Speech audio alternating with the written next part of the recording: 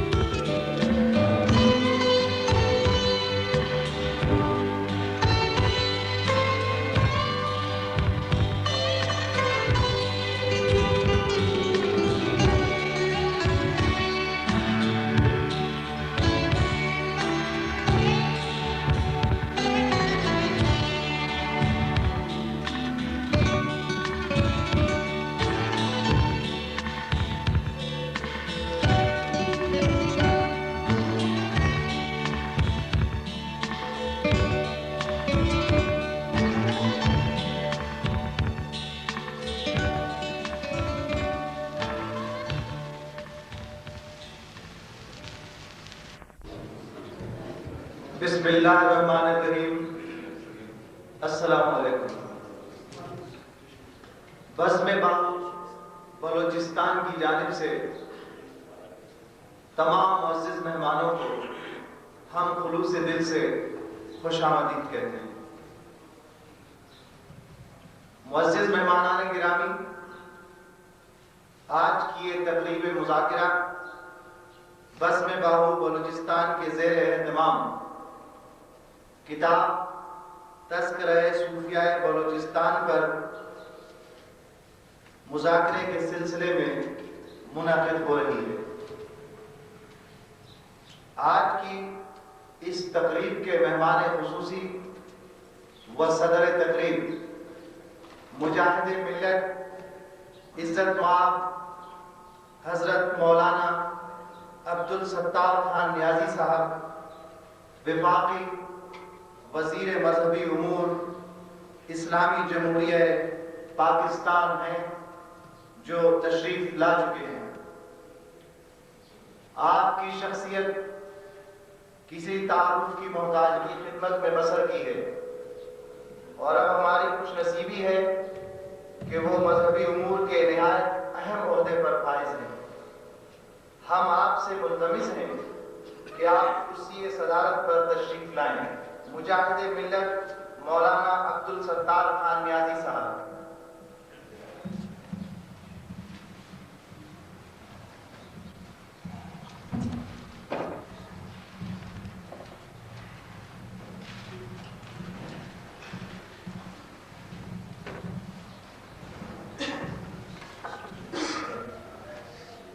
بزم بلوچستان کے نگران اعلیٰ حضرت سلطان العارفین سلطان باہو کے خان بادہ کے چشم و چراغ، ابیات باہو کے شاعر اور دیوان باہو کے محقق، جو کئی کتابوں کے مصنف، محکمہ تعلیم بلوچستان میں مختلف کالجوں میں پرنسپل کے عہدوں پر خدمات انجام دیتے رہے ہیں، جناب پروفیسر ڈاکٹر سلطان الطاف علی صاحب، آپ سے گزارش ہے کہ آپ صدر تقریب کے ہمراہ خصوصی نشست پر تشریف رکھیں۔ محترم پروفیسر ڈاکٹر سلطان الطاف علی صاحب۔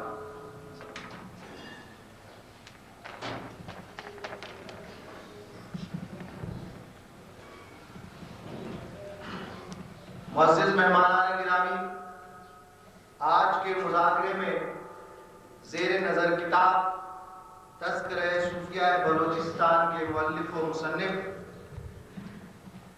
اور دیگر قریباً 40 کتابوں کے مصنف، بلوچستان میں علمی، ادبی و تعلیمی کام کرنے والے دانشور، سابق chairman Balochistan text book board و بلوچستان تعلیمی بورڈ، سابق ناظم نصابیات مرکز توسیع حکومت بلوچستان ڈاکٹر انعام الحق کوثر صاحب، بلوچستان ایجوکیشن فاؤنڈیشن کے سربراہ جناب پروفیسر انعام الحق کوثر صاحب، آپ سے ہم گزارش کرتے ہیں کہ آپ بھی صدر تقریب کے ہمراہ خصوصی نشست پر تشریف رکھیں۔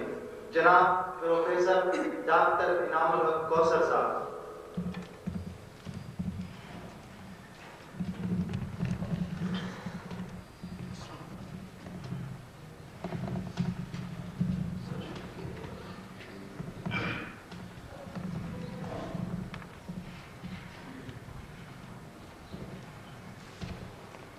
محترم مولانا عبدالستار خان نیازی صاحب، وفاقی وزیر مذہبی امور، بزم باہو بلوچستان کے نگران اعلیٰ پروفیسر ڈاکٹر سلطان الطاف علی، تذکرہ صوفیہ بلوچستان کے مصنف پروفیسر ڈاکٹر انعام الحق کوثر صاحب، معزز مہمانان گرامی، آج کی اس تقریب کا اب باقاعدہ آغاز حسب دستور اسلامی اللہ تعالیٰ کے بابرکت کلام کی تلاوت سے ہوتا ہے۔ قرآن مجید کے آیات کی تلاوت کی سعادت حاصل کرتے ہیں قاری حافظ محمد فاروق قادری صاحب۔ آپ سے گزارش ہے کہ آپ آئیے اور یہ سعادت حاصل کریں۔ قاری حافظ محمد فاروق قادری صاحب۔ ہم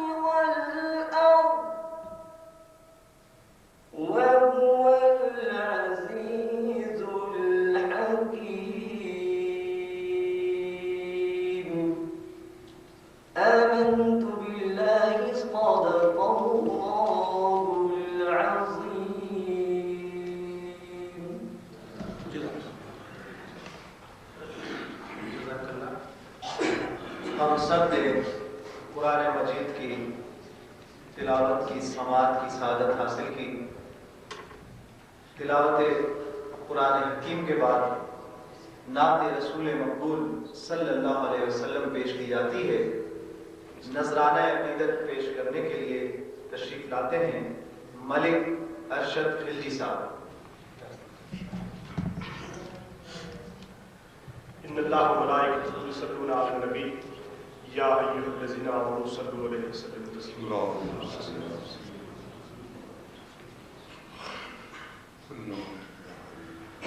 وہ سوئے لالا زار پھرتے ہیں، وہ سوئے لالا زار پھرتے ہیں، تیرے دن اے بہار پھرتے ہیں، تیرے دن اے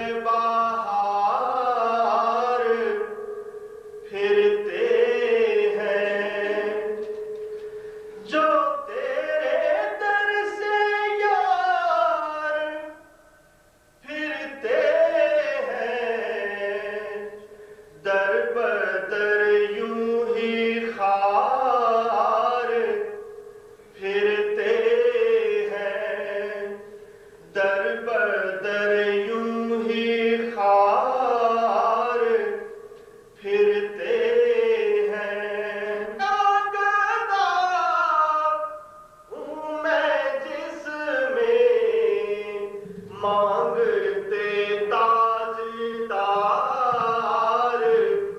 پھرتے ہیں، مانگتے تاجدار پھرتے ہیں، پھول تو پھول کیا میری آنکھوں میں پاک خار پھرتے ہیں، دشت طیبہ کے خار پھرتے ہیں، کوئی کیا پوچھے تیری بات رضا، کوئی کیا پوچھے تیری بات رضا، تجھ سے کتنے ہزار پھرتے ہیں، وہ سوئے لالا زار پھرتے ہیں، تیرے دن اے بہار پھرتے ہیں۔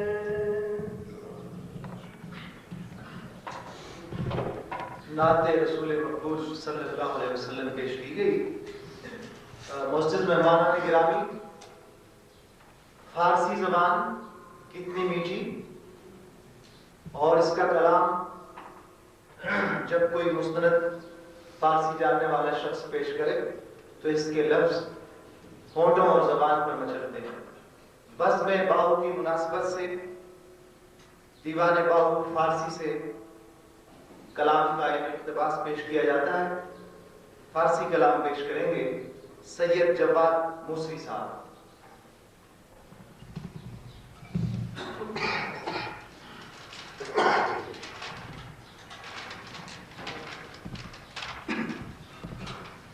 مختصراً تمہید کے طور پر عرض ہے، سنا ہے کہ مغلیہ خاندان کے دور میں ایک مرتبہ کسی ملکہ کے ہاتھ سے آئینہ گر کر ٹوٹ گیا تو اس نے شعر کا پہلا مصرع کہا کہ حیف شد آئینہ چینی شکست۔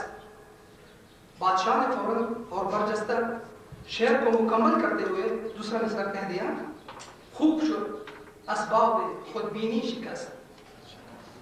سلطان العارفین حضرت حق بابو کے عارفانہ فارسی کلام جو کہ نفس پرستی، خود غرضی اور ریاکاری کی مذمت میں انہوں نے فرمایا ہے، پیش خدمت ہے۔ اب یہ خود غرضی اور ریاکاری وغیرہ خواہ عبادات ہی میں کیوں نہ ہو۔ آمد خیالی در دلم ان خرقراو برهم زنم، آمد خیالی در دلم این خرقراو برهم زنم، تسبیح را ویران کنم سجاده را برهم زنم، تسبیح را ویران کنم سجاده را برهم زنم، چوب عصا برهم زنم دلق صفا پاره کنم، عصا برهم زنم دلق صفا پاره کنم، فارغ ز خودبینی شوم این خانه را برهم زنم،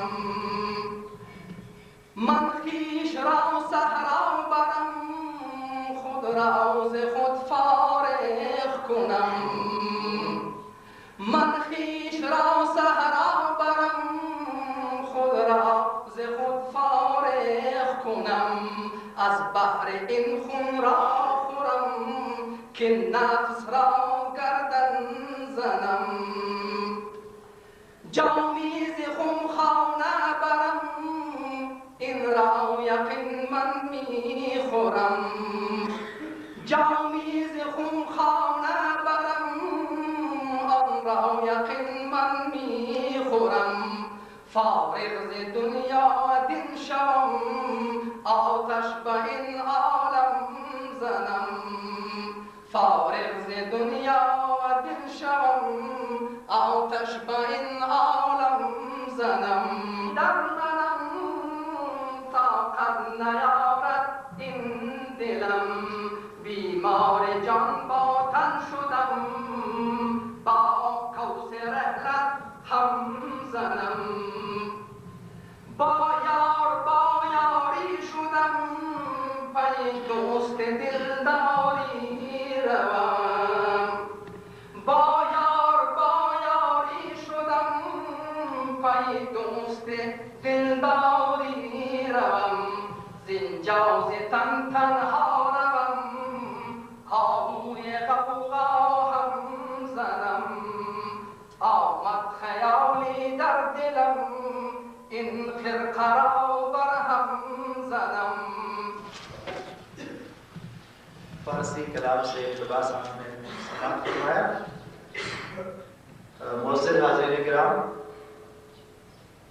بزم باہو بلوچستان کے نگران اعلیٰ ڈاکٹر سلطان الطاف علی مہمان خصوصی کو سپاسنامہ پیش کریں گے اور دیگر تمام مہمانوں کا شکریہ ادا کرنے کے لیے تشریف لاتے ہیں.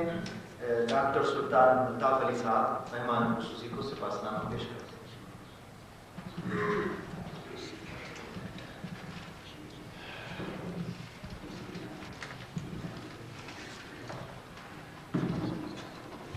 بسم اللہ الرحمن الرحیم نحمده ونصلی علی حبیبہ الکریم. ہمارے لیے یہ عمل نہایت تمانیت بخش اور قابل افتخار ہے کہ آج ہماری اس روح پرور محفل میں جان محفل مجاہد ملت مولانا عبدالستار خان نیازی صاحب موجود ہیں.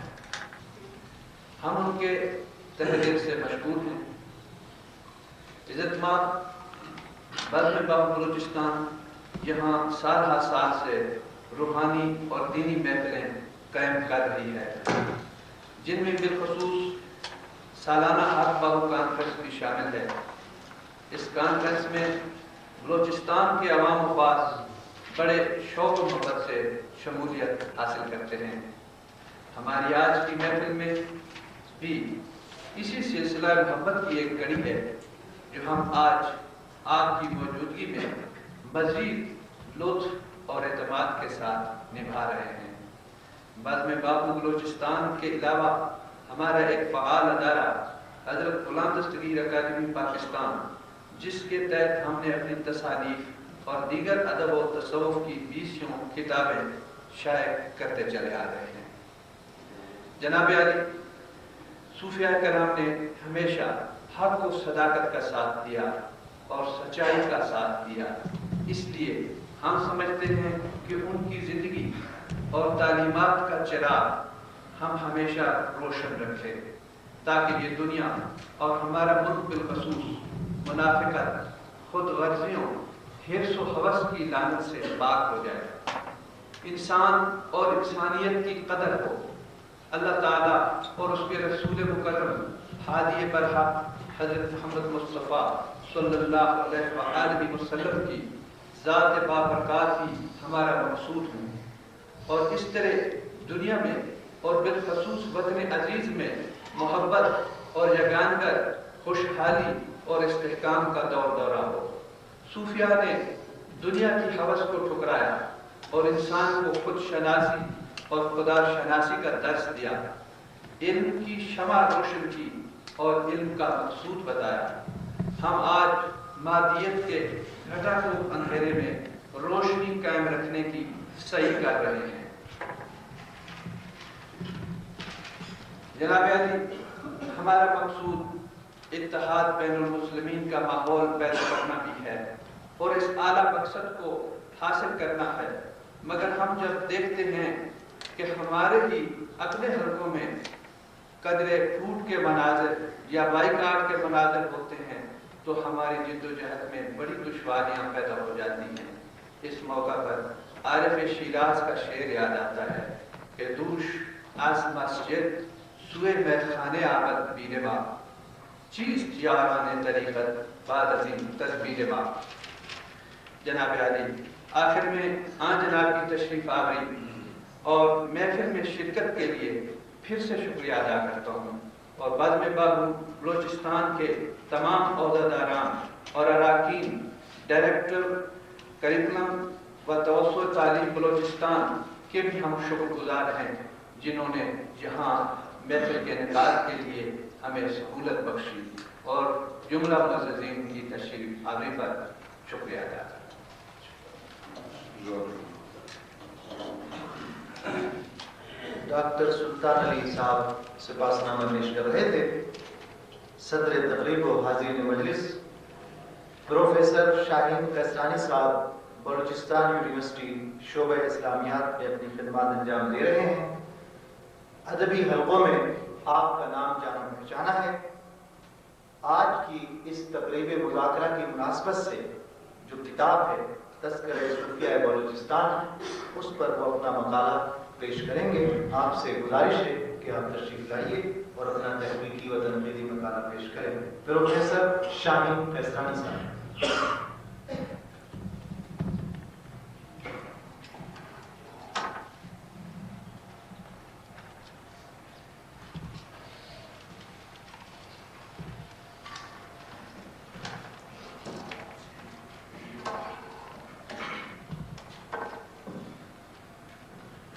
بسم اللہ الرحمن الرحیم.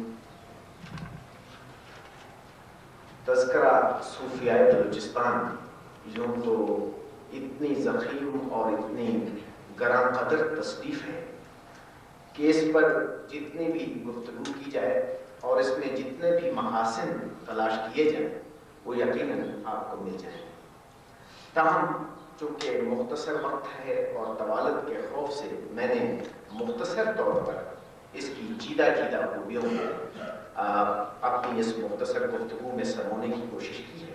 امید ہے اس سے اس تصنیف کا ایک اجمالی تاثر آپ کے سامنے آ جائے. بسم اللہ الرحمن الرحیم.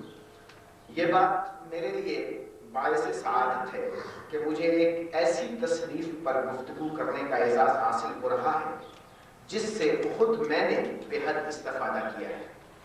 مجھے حال ہی میں اپنے پی ایچ ڈی کے تھیسس کے لیے ایک باب کا اضافہ کرنا پڑا جس کا عنوان تھا بلوچستان میں تصوف. آپ یقین کیجئے کوشش بسیار کے باوجود مجھے اس موضوع پر ڈاکٹر انعام الحق کوثر کی تذکرہ صوفیہ بلوچستان کے سوا کوئی مقصود تصنیف دستیاب نہ ہو سکی. یہ تمہیدی کلمات عرض کرنے کا مقصد صرف یہ تھا کہ بلوچستان سے متعلق وہ موضوعات جن پر کوئی کتاب دستیاب نہیں ہوتی ہمارے ممدوح کی کتاب ضرور موجود ہوتی. آپ کی 40 سے زیادہ کتب میں سے بیشتر کا تعلق ایسے ہی موضوعات سے ہے. ڈاکٹر صاحب نے کام کیا اور خوب کام کیا، بلکہ آپ کی ذات گرامی پر وہ مثال صادق آتی ہے کہ وہ آیا، اس نے دیکھا اور فتح کر لیا. آپ نے جس میدان کو بھی خالی پایا اسے تحقیق و تخلیق کے موتیوں سے سجا دیا، اور کام بھی ایسا ویسا نہیں، مکمل ذمہ داری کے ساتھ ایسا تحقیقی ادب تخلیق کیا جس کے مد مقابل آپ کے کام کے بعد بھی کوئی چراغ روشن نہ ہو سکتا. تذکرہ صوفیہ بلوچستان ہو یا نبی پاک صلی اللہ علیہ وسلم کا ذکر بلوچستان میں، جدوجہد آزادی میں بلوچستان کے کردار کا موضوع ہو، یا بلوچستان سے علامہ اقبال کے تعلق کی بات، بلوچستان میں فارسی شاعری کا ذکر ہو، یا بلوچستان کی علاقائی زبانوں کے تقابلی جائزے کی بات، سب موضوعات آپ کے زیر قلم آئے اور سب کو خوب نبھایا. آپ کے قلم اٹھانے سے پہلے بھی میدان خالی تھا اور آپ کے بعد بھی ہنوز میدان خالی ہے. مستقبل میں یقیناً بہت اچھے لکھنے والے آئیں گے، مگر نقش اول تو بہرحال ڈاکٹر انعام الحق کوثری ہیں. جو بھی پیاسا ہوگا اسی چشمہ فیض سے سیریاب ہو کر آگے بڑھے گا. یہ تو صاحب تصنیف کے بارے میں ایک طالب علم کے تاثرات تھے. اب آج کی شمع محفل، اگر میں مناسب لفظ استعمال کر رہا ہوں کیونکہ سلطان الطاف علی صاحب نے ہمارے مہمان محترم مہمان خصوصی کو روح محفل قرار دیا ہے، میں نے شمع محفل سے مراد تذکرہ صوفیاء بلوچستان لی ہے۔ اب آج کی شمع محفل تذکرہ صوفیاء بلوچستان کے بارے میں چند معلومات۔ مذکورہ تصنیف کے بارے میں میرا پہلا تاثر تو یہ ہے کہ یہ ایک عالم اور درویش کا نذرانہ عقیدت ہے ان ہستیوں کے حضور جن کی تعلیمات سے نہ صرف اسلام کی اشاعت ہوئی بلکہ انہی کے طفیل بلوچستان میں اسلام کی اشاعت ثانیت ہے۔ میرا یہ دعویٰ بے سر و پا نہیں، اپنے لیے دلیل بھی رکھتا ہے۔ اس میں شک نہیں کہ سرزمین بلوچستان پر حضرت عمر فاروق رضی اللہ تعالیٰ عنہ کے عہد سے ہی اسلامی تعلیمات کے چراغ روشن ہونے لگے تھے۔ ان کا کمال یہ ہے کہ انہوں نے اپنی اس گراں قدر تصنیف میں صرف اولیاء و صوفیاء کا تذکرہ ہی کرنا نہیں کیا، جا بجا ان معاشرتی حالات کا تذکرہ بھی کیا ہے جن سے یہ قبائلی معاشرہ دوچار ہے۔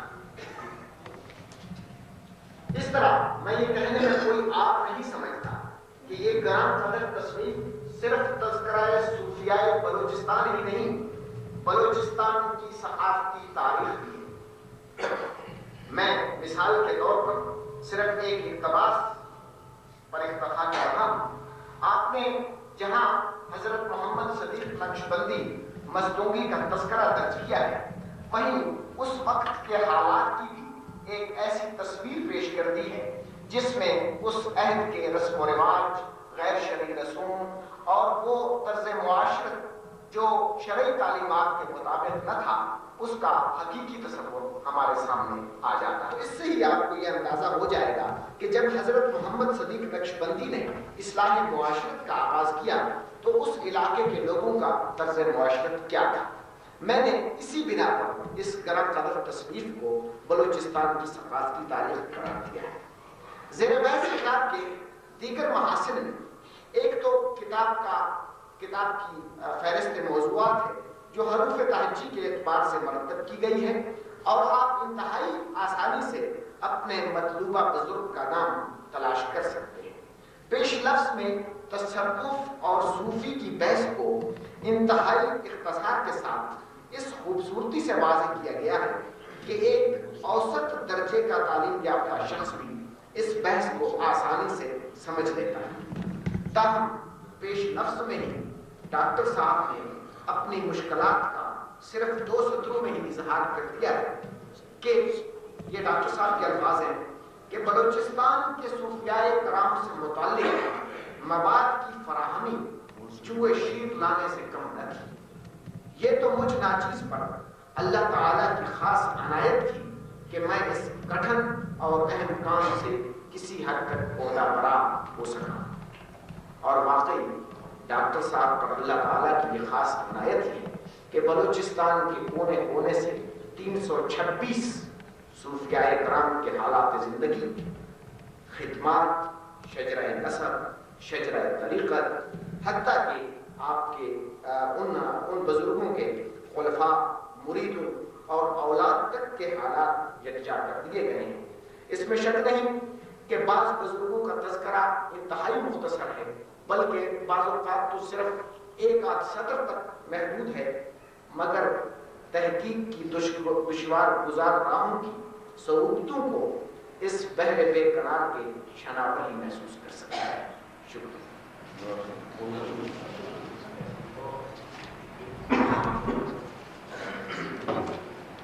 پروفیسر شاہد فیضانی صاحب اپنا مقالہ پیش کر رہے تھے اور اب اسی کتاب یعنی تذکرہ صوفیاء بلوچستان کے سلسلے میں پروفیسر ڈاکٹر سلطان الطاف علی صاحب اپنے افکار پیش کریں گے۔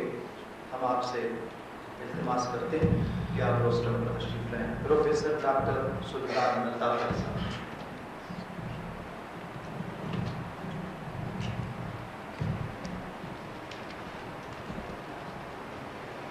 بسم اللہ الرحمن الرحیم۔ نحمدہ ونصلی علی رسول اکرم۔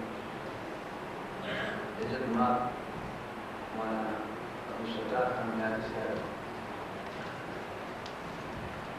مرکزی وزیر صدیوں حکومت پاکستان ڈاکٹر انعام پروفیسر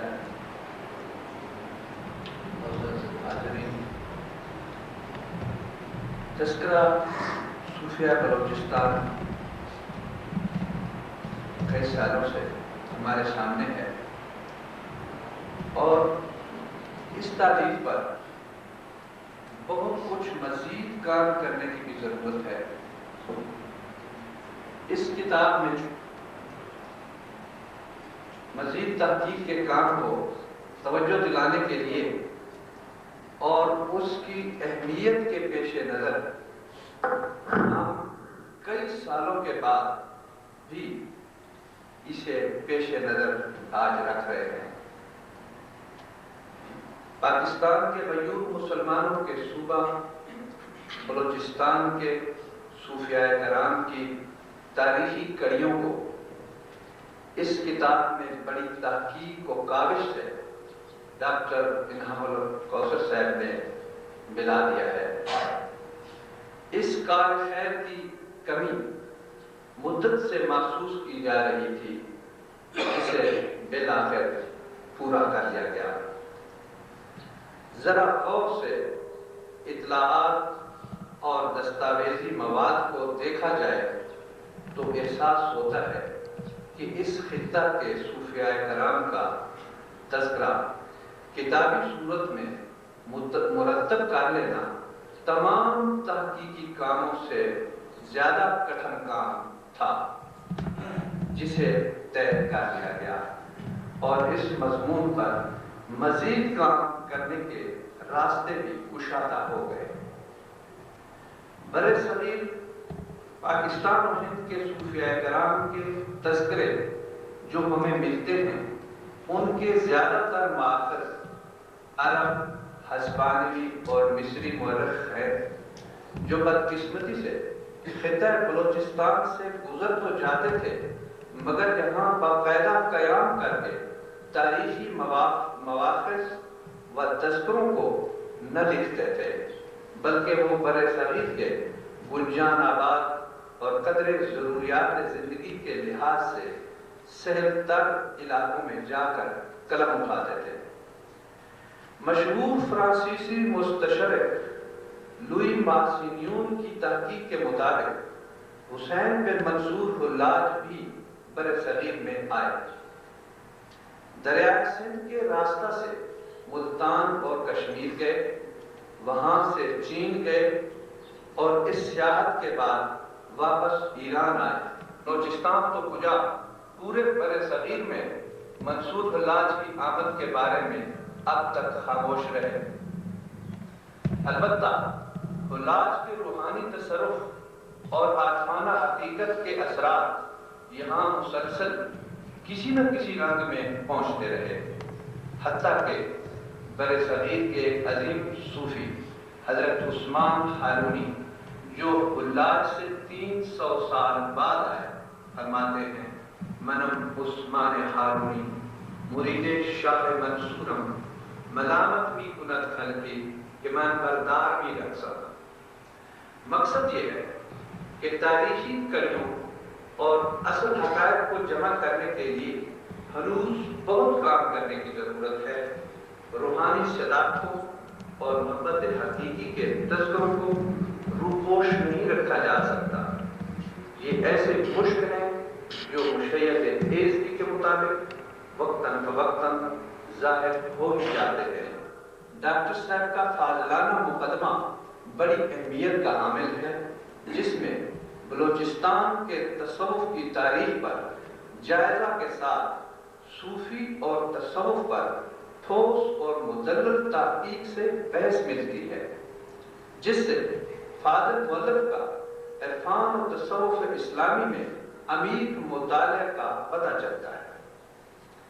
زیر نظر کتاب کے مطالعہ کرنے سے احساس ہوتا ہے کہ روحانی روابط کی معنوی لہریں جو تمام عالم اسلام پر یکساں بڑھ رہی ہیں، ان کی تقسیم برِ صغیر میں کچھ اس طرح ہوئی کہ پورے برِ صغیر کے لیے ان روحانی لہروں کے منابع مخصوص دائرے میں حاصل ہوتے ہیں۔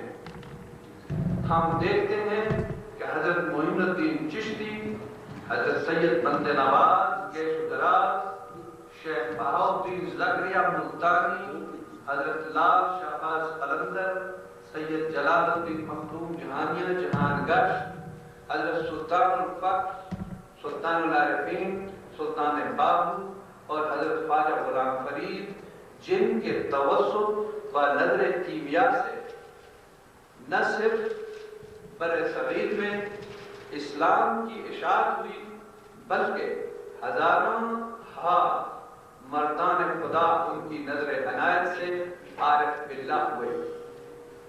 انہی کے فیضان کا سلسلہ تمام بلوچستان میں پھیلا۔ یہاں کے بلوچوں، براہویوں اور پٹھانوں میں سلطان حمید الدین حاکم بکرانی، پیر کبار سید شیخ عدو، شیخ حسن افغان، حضرت خواجہ یحییٰ کبیر اور رشدی، شیخ تقی، حضرت خلیفہ ملا وحادی، میاں محمد کامل، حضرت رکیل شاہ، حضرت میاں عبدالحکیم نانا صاحب، حضرت بابا کلواری اور مولوی قادر بخش گولہ جیسے صاحب درد عارفین اور بیسیوں کاملین وجود میں آئے۔ اماکن اور رجال سے متعلق معلومات کے لحاظ سے بھی کتاب کو کافی اہمیت ملتی ہے، جبکہ فاضل صاحب کتاب نے بعض مقامات کے قدیم نام اور بعض قبائل کے ناموں کی وجہ تسمیہ بیان کر کے دلچسپی میں اضافہ کر دیا ہے۔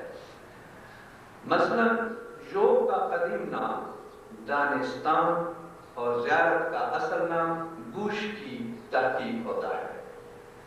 جیسا کہ پہلے بھی عرض کیا ہے، اس کتاب میں تاحال کئی تشنگیاں بھی باقی ہیں، مثلا بعض حضرات کے اصل زمانہ کا پتہ نہ چلنا، بعض کے سنین و ولادت و وصال کا ابھی انتظار کرنا، اور اکثر و بیشتر کے حالات کی تفصیل کا مکمل نہ ہونا اس امر کو دلالت کرتا ہے کہ اس پر ڈاکٹر صاحب کو مزید کام کرنے کی ضرورت ہے۔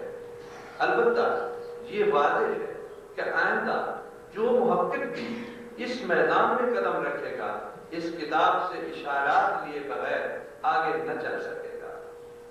کتاب کے آخر میں جدید اصول کے مطابق اسماء الرجال و اماکن کی فہرست کا شامل ہونا لازمی تھا، جس کی کمی شاید آئندہ پوری ہوگی۔ بہرحال ڈاکٹر محمد انعام الحق کوثر جو بلوچستان سے مختلف کئی عنوانات پر تحقیقی کتابیں مرتب کر چکے ہیں، تذکرہ صوفیہ بلوچستان کی تالیف سے بلوچستان کی ادبی، روحانی اور ثقافتی زندگی کے نہایت اہم گوشہ کو تلاش کر کے محفوظ کرنے میں کامیاب ہوئے ہیں۔ شکریہ۔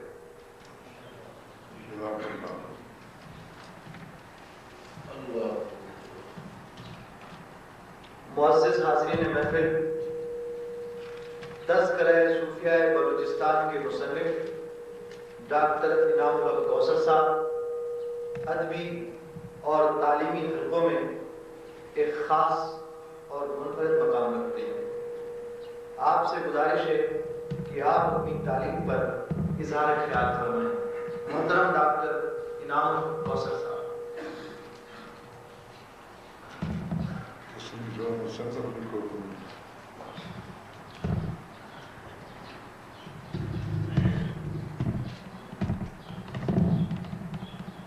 بسم اللہ الرحمن الرحیم۔ جس کے ناموں کی نہیں انتہا، ابتدا کرتا ہوں اسی کے نام سے۔ دل مسلم مقام مصطفیٰ، آبروئے ناز نام مصطفیٰ صلی اللہ علیہ وسلم۔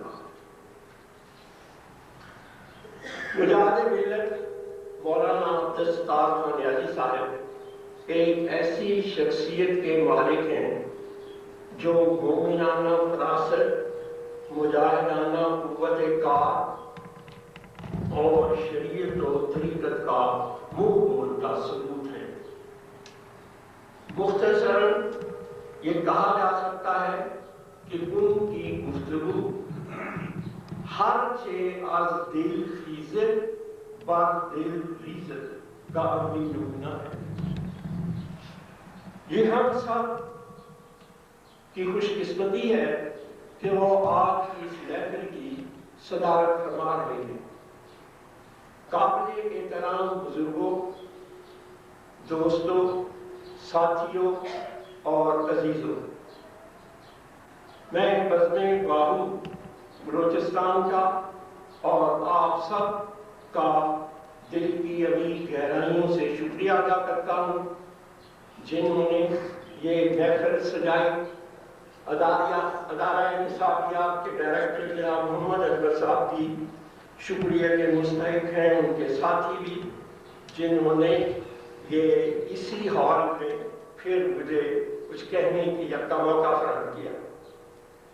یہاں میں اب اپنے یوں تو بہت سے یہاں میرے بزرگ موجود ہیں، لیکن رومان صاحب بھی موجود ہیں، سید احمد رفیق صاحب بھی ہیں، اور میرے ایک عزیز جناب غلام مختار صاحب بھی موجود ہیں، اور سب عزیز موجود ہیں. کس کس کا ذکر کروں، بزرگ موجود ہیں، اور میں اب اتنے نام ثابت نہیں لے رہا، کیوں میں آپ سب کا جو یہاں موجود ہیں ان قاتل کی انہی گہرائیوں سے شکریہ ادا کرتا ہوں. اب یہ کہ میں اس کتاب کے بارے میں خود کیا عرض کروں، میں یہ سمجھتا ہوں کہ یہ تو اللہ تعالیٰ کا خاص کرم ہے کہ وہ مجھ جیسے معمولی شخص سے اتنا کام اللہ نے کیا. یہ اس کی رحمت، اور یہ ان بزرگوں کا اس میں حصہ ہے جن میں میرا گھر کی تربیت بھی شامل ہے، اور بہت سے دوسرے بزرگ بھی شامل ہیں جن کی دعاؤں کا یہ میں فیض سمجھتا ہوں. ان میں حضرت غلام دستگیر صاحب رحمۃ اللہ علیہ کا ذکر بھی خاص طور پر کرتا ہوں، کیونکہ آپ کی اکثر مجھے ان کی صحبت میں بیٹھنے کا اتفاق ہوا، اور میرا خیال ہے کہ پہلی کتاب ہے جس میں حضرت سلطان باہو رحمۃ اللہ علیہ کا ایک پورے سلسلے کا ذکر کرنے کی مجھے سعادت نصیب ہوئی. اس میں اللہ تعالیٰ کا بڑا کرم ہے کہ میں بلوچستان میں چاروں سلسلے یعنی چشتیہ، سہروردیہ، قادریہ اور نقشبندیہ کو تلاش کرنے میں کامیاب ہوا، اور یہ ایسا محسوس ہوتا ہے کہ یہ بہت سی لہریں ہیں جو بلوچستان سے باقی صوبوں تک پہنچ رہی ہیں، کبھی وہاں سے بلوچستان کی طرف آ رہی ہیں. یعنی جس وقت آپ پڑھیں گے اس پر مزید کام کرنے کی یقین وہ تو رہتی ہے ضروری. انقلاب ابھرتا ہے جب لکھنے والا اس سے دو چار ہوتا ہے تو ایسا محسوس ہوتا ہے کہ چاہے وہ نثر لکھ رہا ہو، چاہے وہ شعر میں اپنے خیالات کا اظہار کر رہا ہو، تو آتش عشق جو ہوتی ہے وہ کسی طرح بھی کم نہیں ہوتی، بلکہ دو چند ہوتی چلی جاتی ہے. یہی حال محبت کا ہے کہ وہ جب تلاش کرتا ہے کسی چیز کو تو اس کو کچھ چیزیں ملتی ہیں، پھر تلاش کرتا ہے، پھر تلاش کرتا ہے، سارے صوبے میں گھومتا پھرتا ہے، اور بڑا مشکل کام ہے کہ اس میں سے وہ دیکھے کہ کوئی ایسی بات تو وہ نہیں لے رہا جو صرف روایت ہے. ابھی چند دن پہلے کی بات ہے کہ ایک مسئلے پر بڑا شور و غوغا تھا. امداد صاحب نے کہا کہ میں نے آپ کا تذکرہ دیکھا، لیکن محسوس ہوا کہ بہت احتیاط سے آپ نے دو چار لائنیں لکھی، حساب نہیں کیا تحقیق کا. اگر کہیں لکھا بھی ہے تو یہ لکھا ہے کہ روایت میں ایسا ہے، تاکہ اگر کل کو تحقیقی میدان میں کوئی چیز ثابت نہ ہو سکے تو لوگ یہ نہ کہیں کہ یہ احتیاط سے نہیں لکھتا تھا. میں نے جو اس میدان میں سیکھا وہ یہی ہے کہ اپنی طرف سے احتیاط کرنی چاہیے، غیر جانبداری سے اس چیز کو ثبت کرنا چاہیے. تو میں عرض کر رہا تھا کہ یہ جو تحقیق ہے، تحقیق کا میدان ہے، یہ آپ سب جانتے ہیں کہ بہت مشکل ہے، لیکن اگر اللہ تعالیٰ کا فضل ہو تو آدمی سر کر لیتا ہے. اور محقق کا یہی حال ہوتا ہے کہ وہ جتنی چیز چاہے تلاش کرتا رہے اس میں کمی نہیں آتی. تو اصل بات یہ ہے کہ بند راستوں کو وہ واہ کرتا چلا جاتا ہے. میں اور اس کو یوں اگر بیان کروں، عبدالرحیم خان خانہ کا ایک شعر میرے ذہن کے اس پر ابھر رہا ہے: شمار شوق نہ داغستان کہ تو چند جزیں قدر کہ دلم سخت آرزو مند ہے. تو یہ جتنا بھی آپ لکھ لیں پھر بھی آپ کے اندر وہ تڑپ باقی رہتی ہے، یہی کمال ہے۔ اگر میں نے جب بھی جو میں نے ابھی کہا نا مولانا صاحب کے بارے میں، تو میں نے جب بھی ان کی جوانی میں تقریریں سنی تو اس وقت یہ اندر ہم آپ محسوس کرتے تھے۔ اب جو تقریریں میں نے سنی تو کیا ہے کہ ایسا ہوتا ہے کہ ان کے ساتھ ساتھ آدمی چلتا چلا جاتا ہے، دل پر بات اثر کرتی ہے۔ میں یہ سمجھتا ہوں کہ یہ روح پر جب اثر کرتی ہے پھر ایک رنگ اور ہوتا ہے، کیونکہ پھر کیا ہوتا ہے، پھر آنکھوں میں آنسو آتے ہیں، اور وہ آنسو جو ہے وہ اللہ کے ہاں بڑے مقبول، اور یہ بہت بڑا ایک مقام ہوتا ہے کہ بولنے والا جو ہے وہ اپنے حاضرین کو اس طرح متاثر کر دے کہ ان کا دل بسیجے۔ ابھی تو یہ ہوتا ہے کہ دماغ پر اثر ہوتا ہے، اور وہ جوانی کی تقریریں میں نے عرض کیا اس زمانے میں میں لاہور میں پڑھتا تھا، اس زمانے میں بھی میں نے ان کی تقریریں سنی، اور وہ جو قرارداد پاکستان صاحب کی ماس پر ہے جب لکھ رہا تھا تو میں نے دیکھا کہ جب قائد اعظم 1940 کے بعد ان صاحبان نے جن میں یہ ہمارے مجاہد ملت موجود تھے، یہ جوان تھے، انہوں نے ان کو دعوت دی تو ایک بہت بڑی کانفرنس کی۔ اس وقت کا انداز اور تھا، اور اس وقت یہ سچی بات ہے کہ قائد اعظم کے سپاہی تھے اور ہم بہت چھوٹے سپاہی تھے، بہت ادنا کارکن تھے، کیونکہ میں اس وقت چھوٹا تھا۔ اگر آپ یہ دعویٰ کرنا، بعض لوگوں کو میں دیکھتا ہوں کہ وہ 10-12 سال کے اس وقت تھے تو وہ آج کہہ دیتے ہیں لوگ ان کو کہ یہ بھی رفیق قائد اعظم، تو میں ان سے کہتا ہوں کہ قائد اعظم کا رفیق نہ کہلوائیے، کیونکہ رفیق کا لفظ آسان نہیں ہے۔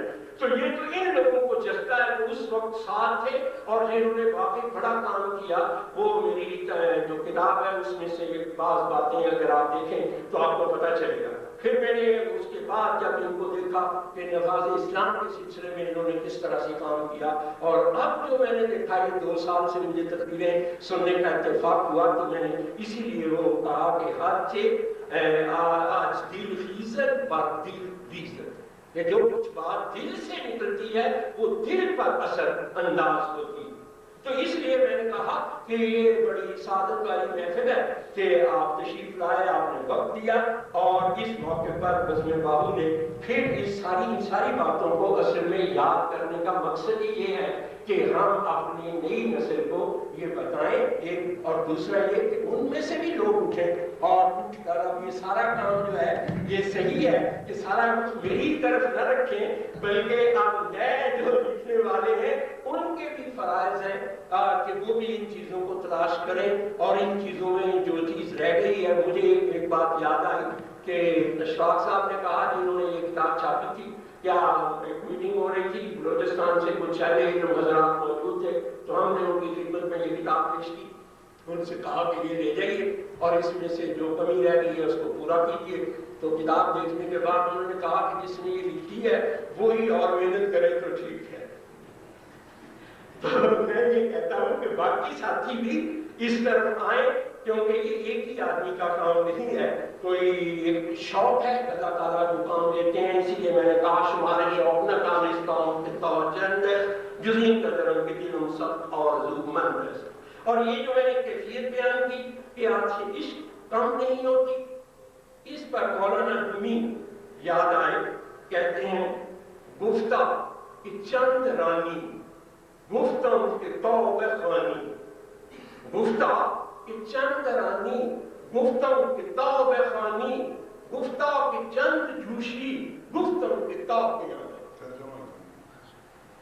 کہ میں نے کہا کہ میں کب تک یہ گفتگو کرتا رہوں، کب تک یہ عشق و محبت کی باتیں بیان کرتا رہوں، کب تک یہ جو کچھ میں بیان کر رہا ہوں روح کی باتیں یہ بیان کرتا رہوں۔ کہا کہ اس وقت تک جب تک میں بیان کرتا رہوں گا یہ، جب تک تم اس کو پڑھتے رہو گے، جب تک تم اس کو دوسرے لفظوں میں سنتے رہو گے، جب تک تم اس سے فیض حاصل کرتے رہو گے، اس وقت تک میں یہ روح کی باتیں کرتا رہوں گا۔ کہا کہ یہ پھر جوش تب تک تمہارے اندر رہے گا، یہ آپ تمہارے اندر تب تک رہے گی، تب تک یہ تمہیں زندہ رکھے گی، کہا کہ قیامت تک زندہ رکھے گی۔ اور یہی ہے کہ جنہوں نے کچھ کام کیا، جنہوں نے روح کو بیدار کرنے کے لیے کام کیا، وہ امر ہو گئے، اور ہم ان کے جانے کے بعد بھی ان کے پاس سے گزر نہیں سکتے، ان کے لیے دعا کرتے ہیں۔ اور آخر میں فسانه آشکان خواندن شب و روز فرون در عشق تو افسانه گشتم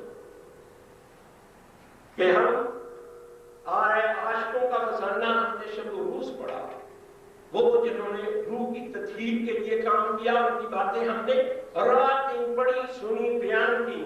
اب ہم خود اسی کا ایک حصہ بن گئے اور جانے کے بعد بھی لوگ جو ہیں وہ ہمیں یاد کریں گے. وما علینا الا البلاغ.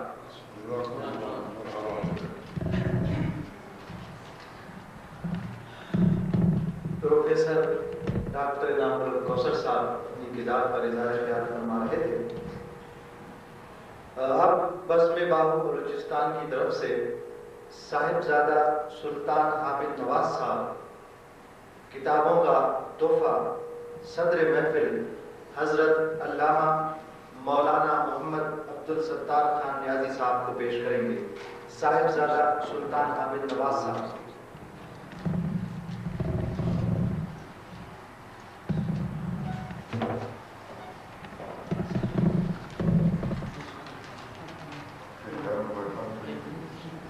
مہمان خصوصی کو تحفہ دیا جا رہا ہے، وہ وصول فرما رہے ہیں.